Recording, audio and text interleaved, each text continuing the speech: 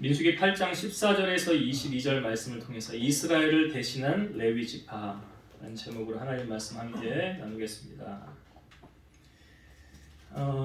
우리가 이제 민수기에서 말씀을 계속 나누는데요. 우리가 저번 주에 그 민수기 7장에 그 앞부분에 그 지도자들이 소를 드리고 수레를 드렸다고 그랬죠. 누가 시켜서 한 거 아닙니다. 신앙생활은요, 시켜서 하면 은혜가 안 돼요. 봉사도 목사님이 시켜서 하잖아요. 그러면 하기는 해. 근데 억지로 하게 되고 자원하는 마음으로 하지 않으면 하나님 별로 기뻐 받으시지 않습니다. 그러니까 여기 지휘관들이 하나님 앞에 그 하나님의 일을 위해서 소를 내놓고 수레를 내놓는 것도 너 이거 해라, 지도자니까 해야지, 그래서 한 거 아니에요. 그냥 그들이 자원하는 마음으로 뭐 이렇게 하는 거죠. 뭐 교회에서 뭐 예를 들면 임직식 같은 거 할 때 뭐 교회마다 뭐 이제 뭐 얼마씩 뭐 해라, 뭐 사실 저는 그건 성경적으로 보고 싶지는 않아요. 왜냐하면 뭐 그 돈 많은 사람 집에 뭐 100만 원은 뭐 그냥 애들 용돈 정도로 생각하잖아요. 그러나 하루 벌어 하루 먹고 사는 사람에게 100만 원이란 상당히 큰 거 아닙니까? 틀린 거예요. 상대적인 거예요. 그러니까 많이 있는 사람은 하나님 앞에 자기 경제적인 형편껏 하고, 없는 사람은 과부의 두 동전을 왜 가장 많이 했다고 합니까? 그 형편대로 처지대로 하되 그 정성을 다해서 하나님 앞에 하면 되지 않느냐, 그런 생각이 들어요. 우리 교회에서 아직 뭐 임직식을 뭐 이렇게 휘황찬란하게 뭐 아직 할 여건도 안 되고 하지도 않았지만 앞으로 저는 그냥 그런 마음을 갖고 있어요. 교회에서 일꾼들을 세울 때 이렇게 정해서 그렇게 하는 것보다는 자원해서 자기 형편껏 최선을 다해서 하면 되지 않겠는가. 아무튼 그 지금 지도자들이 그거 누가 시켜서 한 거 아니죠? 신앙생활은 시켜서 하는 거 아니에요. 저는 목회하면서 제 나름대로의 철학이 있는데 뭐 봉사를 하든 뭐를 하든 본인 알아서 그냥 목사님 이거 해도 돼요? 그러면 질문을 할 수는 있잖아요. 내가 시켜서 한 게. 그럼 하세요. 하나님 기뻐하시는 거니까 하세요. 그렇게 해야 은혜가 되는 거잖아요. 그렇게 솔선수범해서 자원하는 마음으로 해야 된다. 그리고 하나님의 일에 이제 수레와 소를 나눌 때 원칙이 있었죠. 어떤 원칙을 적용했습니까? 형평성과 공정성 얘기했었죠. 그러니까 무거운 것을 옮기는 사람에게는 수레가 더 필요하죠. 일을 더 무거운 걸 많이 옮겨야 되니까. 그러나 고아 자손들 같은 경우는 뭐 다 손으로 옮기는 거잖아요. 법궤도 손으로 옮기고 귀한 거 이런 거는 수레에 실는 거 아니니까. 그들에게는 수레가 필요합니까? 안 합니까? 필요 없어요. 다 손으로 하는 건데 필요 없잖아요. 그러니까 그런 형평성을 따져서 공정하게, 세상의 기업도 그렇게 공정하게 하려고 하는데 교회가 타락되어진 이유가 뭡니까? 세상의 법이 교회로 들어와서 그런 거 아니에요? 그러니까 뭐 임직을 하거나 뭐 일꾼을 세울 때도 사회적인 지위와 명성이 있는 사람들은 세우고, 사회에서도 존경은 아니더라도 그러니까 뭐 직업이 이렇다 할 거 아니고 뭐 사람들이 알아주지 않는 거, 이런 사람은 교회에서 일꾼으로 세움도 못 받는, 그게 세상의 법이잖아요. 그런 세상의 법이 교회로 들어와서 교회가 지금 잘못되어져 가는 거 아닙니까? 그래서 이렇게 가는 것 하나님이 원하지 않는다. 그러니까 주님의 일은 형평성과 공정성의 원리로, 하나님도 그렇게 일하시지 않을까요? 하나님이 상을 줄 때도 심은 대로 거두게 하신 하나님이시잖아요. 없는 것을 이렇게 하신 하나님이 아니라 심은 대로 거두게 하시는. 그래서 우리가 이 원리를 꼭 교회에서도 지키면서 해야 교회가 탈이 없고 건강하게 잘 자랄 수 있다. 저번 시간에 이 말씀을 나눴고, 오늘 이제 8장에 두 가지로 이제 주제를 나누어서 우리에게 보여주고 있는데, 앞부분에는 등잔 제도예요. 1절부터 4절까지는 등잔 제도, 등잔을 어떻게 해라 라는 것과, 이제 5절부터 이제 마지막 절까지는 레위인의 성결 예식, 구별되는 레위인을 하나님이 이렇게 어떻게 하라라고 말씀하시고 이들은 이런 일을 해야 된다, 그것에 대해서 보여주고 있는데, 그러니까 주제가 두 가지니까 두 가지로 나눠서 좀 살펴보려고 해요. 이 앞부분의 등잔 제도에 대해서 하나님께서 모세에게 말씀하십니다. 먼저 좀 말씀을 읽고 한번 볼까요? 자, 8장 1절부터 4절까지 좀 읽어볼게요. 여호와께서 또 모세에게 말씀하여 이르시되 아론에게 말하여 이르라. 등불을 켤 때에는 7 등잔을 등잔대 앞으로 비추게 할지니라 하시매 아론이 그리하여 등불을 등잔대 앞으로 비추도록 켰으니 여호와께서 모세에게 명령하신 것 같았더라. 그러니까 등불을 켤 때 등불이 그 앞을 비추도록 등불을 비추게 하라라는 거예요. 그 앞을 비추는 이 부분 좀 이따 다시 설명드릴게요. 이 부분 4절. 이 등잔대의 제작법은 이러하니 곧 금을 쳐서 만든 것인데 밑판에서 그 꽃까지 쳐서 만든 것이라. 모세가 여호와께서 자기에게 보이신 양식을 따라 이 등잔대를 만들었더라. 그러니까 하나님이 만들라고 정한 법, 정한 대로 이렇게 하는 거예요. 옛날 이제 어떤 교회들 보면 그 성전 앞쪽에 강단에 등잔을 이렇게 촛대를 이렇게 세우는 것 교회를 보셨을지 몰라요. 그러니까 여기 지금 이제 모세는 성막이잖아요. 이동하는 성막인데 성막에 보면 동쪽으로 출입구가 있습니다. 동서남북이 있는데 동쪽에 출입구를 들어오면 제일 앞에 이제 번제단이 있고요. 그 뒤에 물두멍이 있어요. 그리고 그 뒤에 이제 이렇게 성소가 있습니다. 성소는 이렇게 덮어놓은 거죠. 천으로 이제 덮어놔서 그 성소로 이제 딱 들어가게 되면 오른쪽으로 진설병이 있어요. 이 진설병에는 그 떡상 위에 떡이 6개씩 2줄로 이렇게 정렬을 해놓습니다. 그러니까 12개의 무교병이 있는 거예요. 그리고 이 무교병을 매 안식일마다 새 떡으로 이제 교체를 합니다. 그리고 이 묵은 떡은 그 성소에서 제사장들이 먹게 됩니다. 그러니까 진설병 위에 떡이 12개라는 건 뭘 의미하냐면 12지파를 의미하는 거예요. 이스라엘 12지파가 있잖아요. 그래서 떡 12개를 놓고 그 건너편으로, 그러니까 성소를 들어와서 오른쪽에는 진설병, 왼쪽에는 촛대가 있는 거예요. 금촛대가. 근데 그 금촛대를 이제 어디를 비추게 하라고 말합니까? 오늘 말씀해 보니까 앞을 비추도록 하라 그랬잖아요. 그 금촛대가 앞을 비추도록 하라. 그 앞에 진설병을 비추도록 이 등불을 켜놓아라 라고 말하는 거죠. 그러니까 이스라엘은 지금 그 떡이 의미하는 게 뭐라고요? 12지파. 그리고 이 빛이 의미하는 것이 뭘까요? 이 빛이 의미하는, 이 빛을 그러니까 계속 켜놓는 거예요. 그 12개의 진설병 앞에 그 12지파를 의미하는 그 지파 앞에 그 빛이 계속 그 빛을 비추게 계속 켜놓는 거예요. 그쪽으로 향하게. 여러분, 성경에서 빛이 의미하는 것이 무엇입니까? 요한복음 1장 6절부터 9절 읽어볼게요.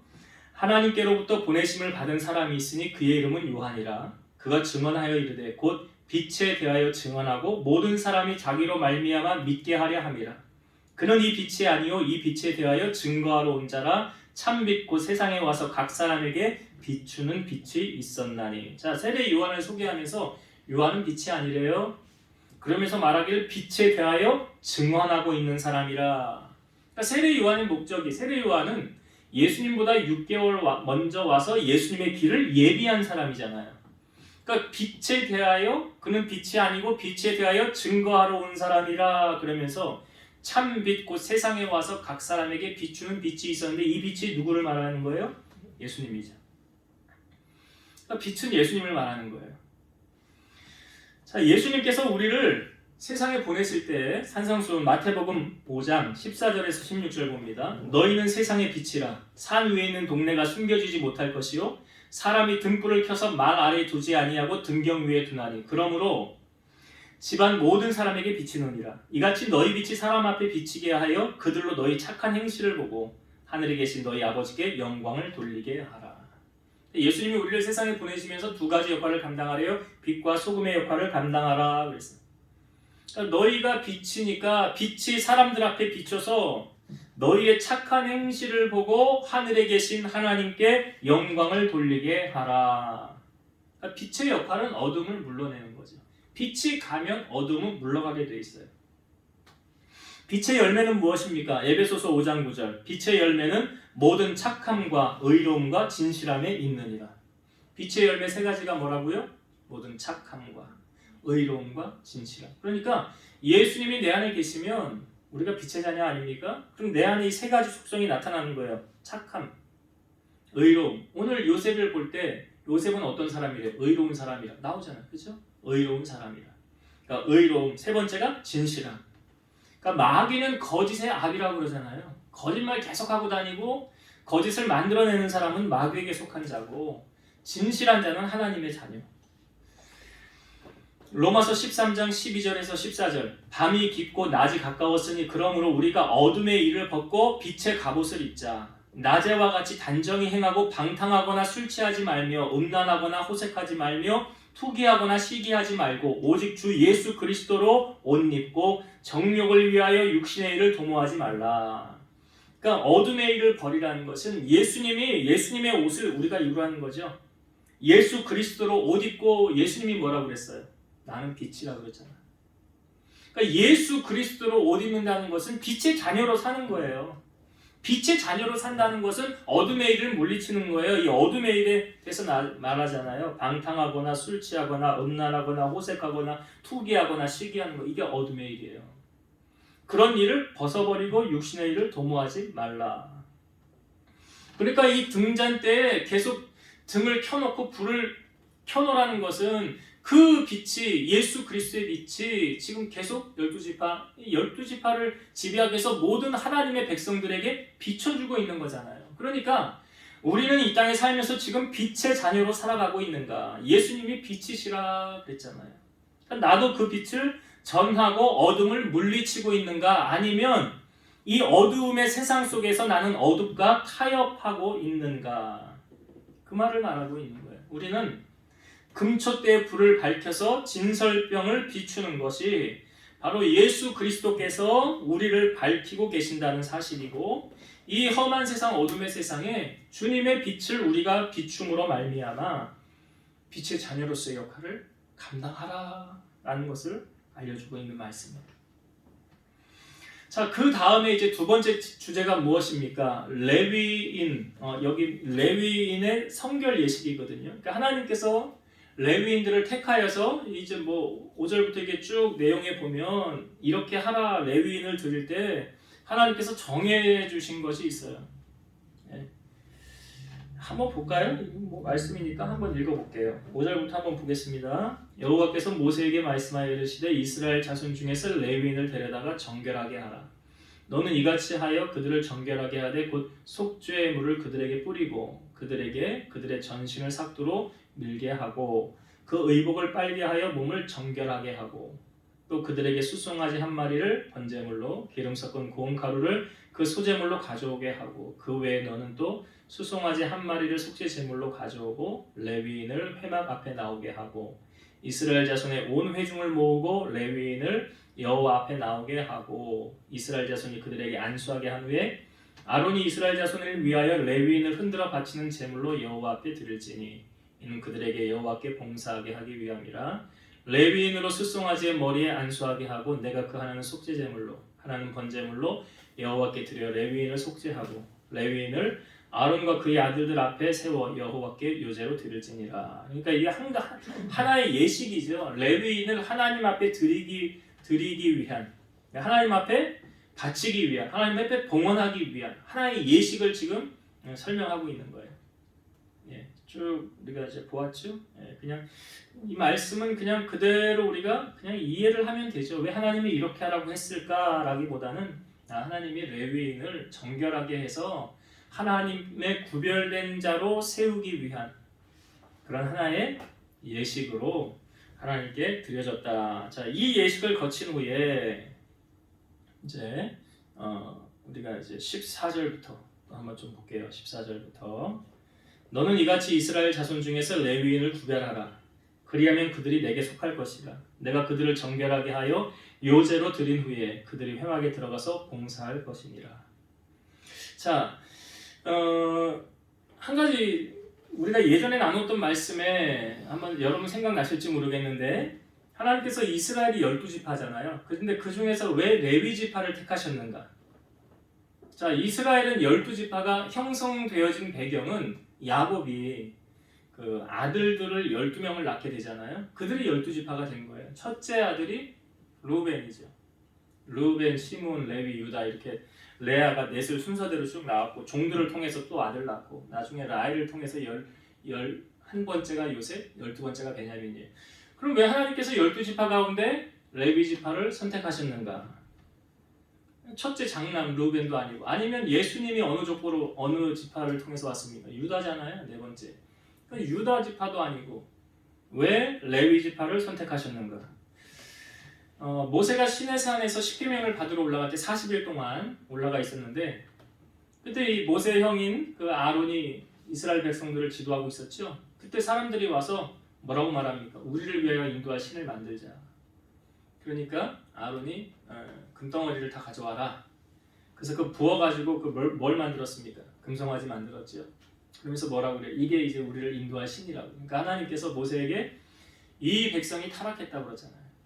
그리고 하나님 그때 말씀하시기에 내 백성이라는 표현을 하지 않아요. 네 백성이라고 표현하더라고요. 모세를 향하여 내 백성이라는 표현하지 않아요. 그러니까 모세가 내려와서 그 십계명 받은 걸 던지죠. 그리고 그 금송아지를 녹여가지고 금가루 그 백성을 다 마시겠어요. 그리고 나서 모세가 이렇게 말하죠. 여호와께 속한 자들은 다 내게 나아오라. 그때 어느 지파가 나왔죠? 레위 지파가 나왔잖아요. 그죠? 레위 지파. 그때 레위 지파가 다 모여서 모세에게 나아갔고 그 거리를 다니면서 3,000명 정도를 희생을 하게 돼요. 여호와께 헌신하게 되었다라고 말합니다. 그러니까 그때 하나님께서 레위 지파가 하나님 앞에 나와서 하나님의 편에 섰기 때문에 하나님이 레위 지파를 선택하신 그 이유도 있죠. 하나님께서 오늘 말씀에도 보면 레위 지파를 구별하여 굳이 이 레위 지파는 내 것이다, 나에게 속한 자다 그렇게 구별한 이유는 이스라엘 백성들이 출애굽을 하기 전에 10번째 재앙이 장자의 죽음이죠. 그 장자의 죽음이 있었을 때에 그 모든 처음 난 것들은 다 죽었어요. 그래서 그때 애굽에 있는 장자와 동물들 처음 것들도 다 죽었어요. 그러면서 하나님께서 하신 말씀이 이스라엘 가운데 모든 처음 난 것은 다 누구의 거래요? 하나님의 것이라고 했어요. 이스라엘 가운데 처음 태어난 것은 다 하나님의 것이라. 하나님의 소유가 된 거예요. 그러니까 모든 이스라엘의 첫 것은 다 하나님의 것인데 하나님께서 그 첫 것을 취하는 대신에 레위인을 취하신 거예요. 자, 16절부터 볼게요. 그들은 이스라엘 자손 중에서 내게 온전히 드린 바 된지라. 이스라엘 자손 중 모든 초태생 것, 모든 처음 태어난 자 대신 내가 그들을 취하였나. 여기 나오죠. 모든 처음 태어난 자 대신에 내가 누구? 레위인을 취하였나니.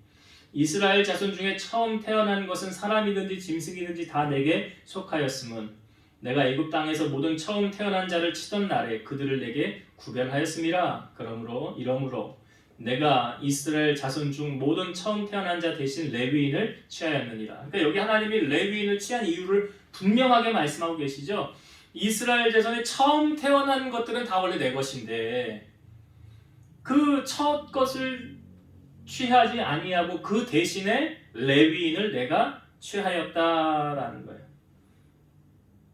뭐 이것이 꼭 적용이 그냥 좀 이렇게 쉽게 이해하면 좋을 것 같아요. 그냥 제가 설교 준비하면서 여러분 남자들은 군대를 가잖아요. 군대를 20세 이상 남자들은 병역의 의무를 해야 돼요. 군대를 가야 되는데 내가 군대를 가지 않고 나 대신에 누가 대신 군대를 가주면 좋을까요? 나쁠까요? 그런 일은 없지만 누가 나 대신 군대를 가준다면 그거 얼마나 좋은 일입니까? 지금 좀 적용이 조금 그렇긴 하지만 지금 이스라엘의 처음 태어난 자가 착출돼서 하나님의 일을 원래 해야 되는데 장자로 태어났으면 그런데 그 대신에 그 첫째를 거두는 대신에 레위인을 대신 하나님의 일을 하게 시켰더라. 그러니까 이스라엘 자손들의 입장에서는 이 레위인들이 얼마나 고맙습니까? 고마운 거죠. 하나님이 원래 착출해서 불러서 너 내일 해야 돼. 성막을 지키는 일, 섬기는 일 해야 돼. 근데 안 하고 대신 레위인을 취하여서 하나님이 하게 됐으니까 이스라엘 자손들은 레위인에게 감사해야 되겠죠. 자, 그 레위인들 하나님이 부르셔서 두 가지의 사역을 하게 했어요. 자, 19절의 말씀을 보겠습니다. 내가 이스라엘 자손 중에서 레위인을 취하여 그들을 아론과 그의 아들들에게 주어 그들로 회막에서 이스라엘 자손을 대신하여 봉사하게 하며, 이 첫 번째 사명이 뭐냐면 그들의 사역이 회막에서 봉사하는 사역이죠.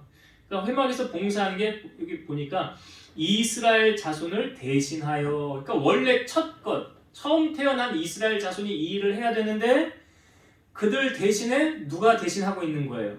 레위인이 하는 거예요. 그들 대신에 봉사하게 하며, 회막에서 봉사하는 일 또 한 가지는 뭐냐? 19절 중반 봅니다. 또 이스라엘 자손을 위하여 속죄하게 하였나니 이는 이스라엘 자손이 성소에 가까이 할 때에 그들 중에 재앙이 없게 하려 하였음이니라. 자, 두 번째 사역은 무엇입니까? 이스라엘 자손을 위하여 속죄하게 하였다. 그러니까 지금 이 레위인들이 그 이스라엘 자손을 위하여 속죄하는 일에 참여하여 하나님의 심판과 재앙이 미치지 못하게 했다는 거잖아요. 비록 속죄의 제사를 통해서 백성의 죄를 속죄하는 일은 제사장이 전담을 했지만 이 레위인들은 그 제사장과 백성들 사이에 중간자 역할을 하는 거예요. 그래서 각종 제사 제물을 준비하고 거룩한 일을 함으로써 백성의 속죄 사역에 일조했다는 거죠.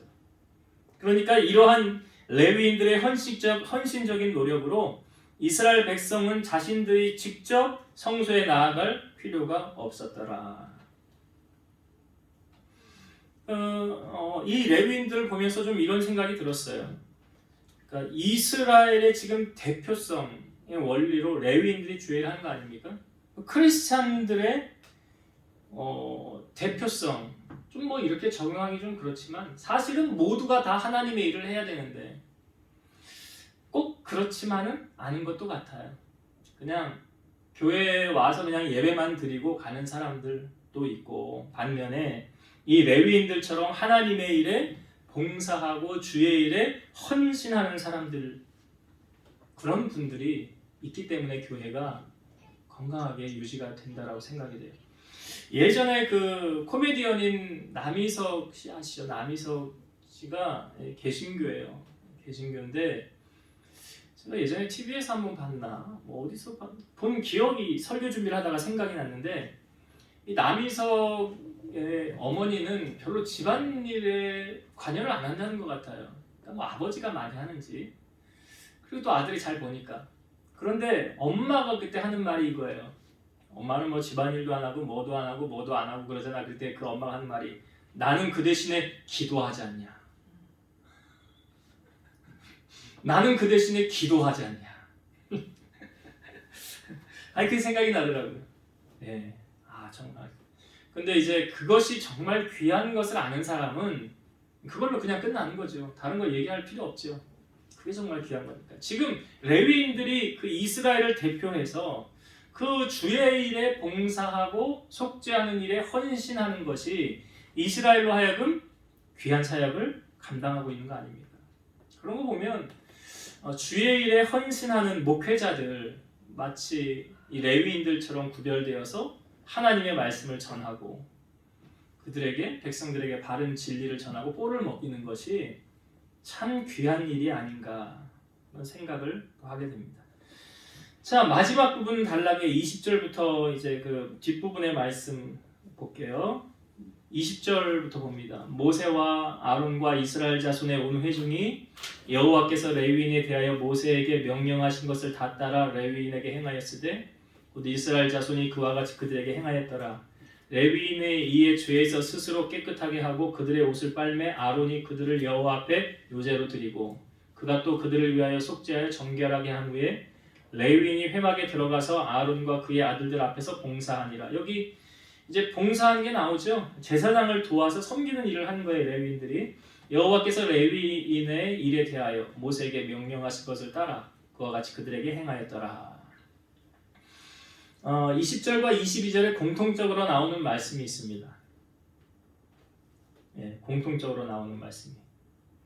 하나님께서 레위인에게 말씀하신 그 모든 말씀대로 행하였더라. 그죠? 명령하신 것을 행하였더라. 우리가 오전에도 말씀을 나누었을 때 하나님의 말씀을 받은 요셉이 그 자기의 생각으로는 이해가 안 돼도 하나님의 말씀이 옳으니까 내 생각보다 그 말씀대로 행하였더라. 순종하며 살았더라. 여러분, 성경의 말씀에 우리에게 분부하신 대로 우리가 하면 탈이 없습니다. 불순종의 그 원인, 우리에게 이렇게 안 좋은 일이 생겨나고 자꾸 좋지 않은 일이 일어나는 것은 하나님의 말씀에 불순종한 결과죠. 천지창조하시고 에덴 동산의 모든 것을 아름답게 만들어 놓으신 하나님께서는 그 아담과 하와에게 너희 모든 것은 다 해도 돼 그랬잖아요. 다 해도 돼. 거기 있는 것은 너희가 하고 싶은 거 다 해도 돼. 그러나 한 가지는 하면 안 돼. 그게 뭐예요? 선악과는 먹지 말아라. 아니, 먹지 말라 그러면 안 먹으면 되는데, 그렇죠? 하지 말아라 그러면 안 하면 되는데, 근데 인간이요, 참 어리석지요. 하지 말라, 하지 말아야 되는데, 그 주위에서도 놀지 말아야 되는데, 문제의 원인이 어디서 생긴 것입니까? 그 선악과 주변에서 놀다가 생긴 거잖아요. 그래서 복 있는 사람은 악인의 꾀를 쫓지 않고 죄인의 길에 서지 않고 오만한 자들의 자리에 앉지 않는 것이다.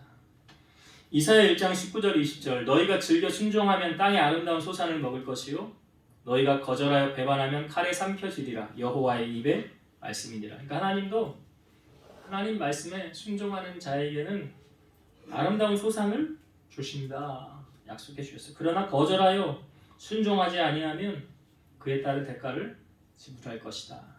그러니까 모세 보십시오. 오늘 말씀해 보니까 하나님께서 명령하실 대로 다 행하였더라. 말씀을 많이 아는 것보다 적게 알아도 순종하려고 하는 그것이 중요한 거예요. 자, 마지막 부분 23절부터 26절 봅니다. 여호와께서 또 모세에게 말씀하여 이르시되 레위는 이같이 할지니 곧 25세 이상으로는 회막에 들어가서 복무하고 봉사할 것이요 50세부터는 그 일을 쉬어 봉사하지 아니할 것이나 그의 형제와 함께 회막에서 돕는 직무를 지킬 것이요 일하지 아니할 것이라. 너는 레위인의 직무에 대하여 이같이 할지니라. 그러니까 레위인이 일을 할 수 있는 나이가 25세부터예요. 그리고 30세부터 50세까지만 그 회막에서 옮기고 이런 일을 할 수 있었어요. 예, 여기 25세 이상부터 나오지만 우리가 앞부분에서 이 부분을 보았었는데 실질적으로 일할 수 있는 레위인의 나이는 30세부터 50세까지다. 그럼 50세 이후부터는요. 그를 쉬어 봉사하지 아니할 것이나 그의 형제와 함께 회막에서 돕는 직무를 지킬 것이요. 그랬어? 예, 그랬습니다.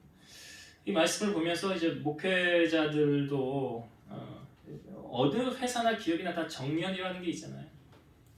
예, 그 정년 이후의 삶 또 한번 생각해 보아야 될 문제인데 그런 것 같아요. 목회자들, 교회가 좀 재정이 있는 교회들은 목사님이 은퇴하고 난 후에 교회에서 재정이 되는 교회는 매달 사례비도 줄 것이고 전별금도 줄 것이고 그런 것이 이제 준비가 되어져 있을 것이나 그것이 준비되어지지 아니한 재정적으로 연약한 교회들은 그렇죠. 그 이후의 삶. 근데 그것에 대해서 사실 인간적으로 걱정하고 염려할 수도 있겠으나 하나님이 주일한 자들에게 책임져 주시지 않겠는가. 이게 레위인들도 이 레위인들이 이 하나님의 일을 섬기는 일을 했지만 그 이후로 그 먹는 것이나 어떤 경제적인 것으로 인해 어려움 당하지는 않았어요. 왜냐하면 이스라엘 자손들이 레위인을 나몰라라 하지 않았거든요.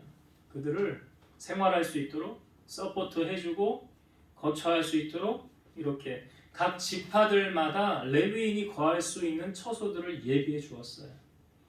그렇기 때문에 이 모든 것을 하나님이 책임져 주신다라는 약속을 우리에게 해주고 있습니다.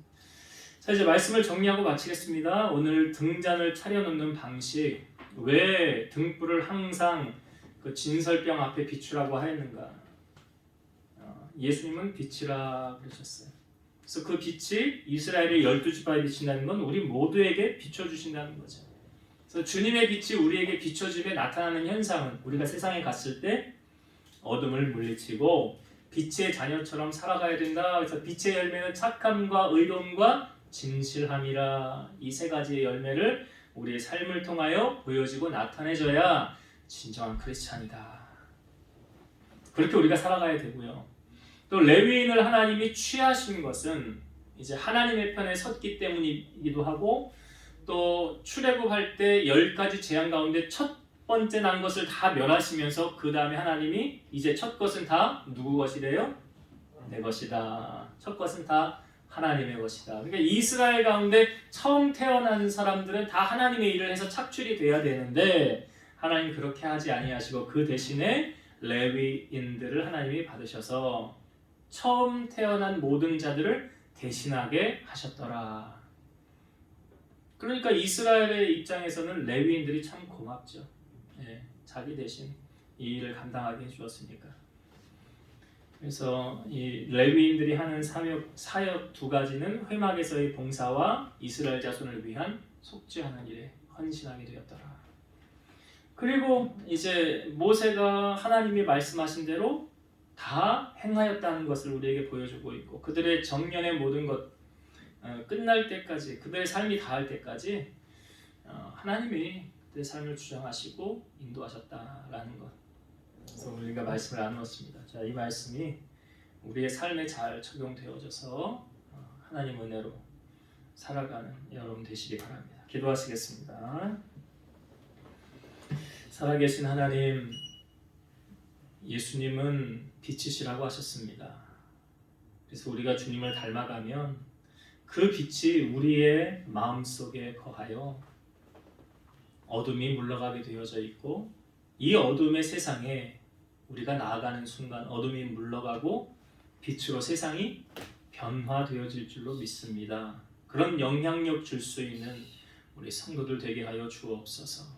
또한 레위인을 구별하여 하나님의 일을 감당하게 한 것은 이스라엘의 처음 태어난 장자들을 대신한 것이었습니다. 그리고 그들이 첫 것은 하나님의 것인데 레위인을 받으면서 하나님께서 이 레위인이 처음 것을 대신했다고 하였습니다. 그래서 레위인이 하나님의 것이 되었고, 그들이 하는 사역은 회막에서의 봉사와 이스라엘 백성을 위한 속죄 사역이었습니다. 우리에게도 주님이 맡기신 우리 그 사명 흘려보내지 않게 하시고, 내게 맡기신 주님의 일, 세상 일보다 더 열심히, 더 충성되이 잘함을 통해서 주님께로부터 착하고 충성된 종이라는 칭찬을 받는 우리 성도들이 다 되게 하여 주옵소서. 이제는 우리를 모든 죄악 가운데서 구속하신 예수 그리스도의 은혜와 하나님의 사랑하심과 성령님의 내주, 교통, 인도, 역사 충만케 하심이 사랑하는 성도들 머리 위에, 그들의 가정 위에, 이 재단과 나라와 민족 위에 이제로부터 영원토록 함께 있을지어다. 아멘.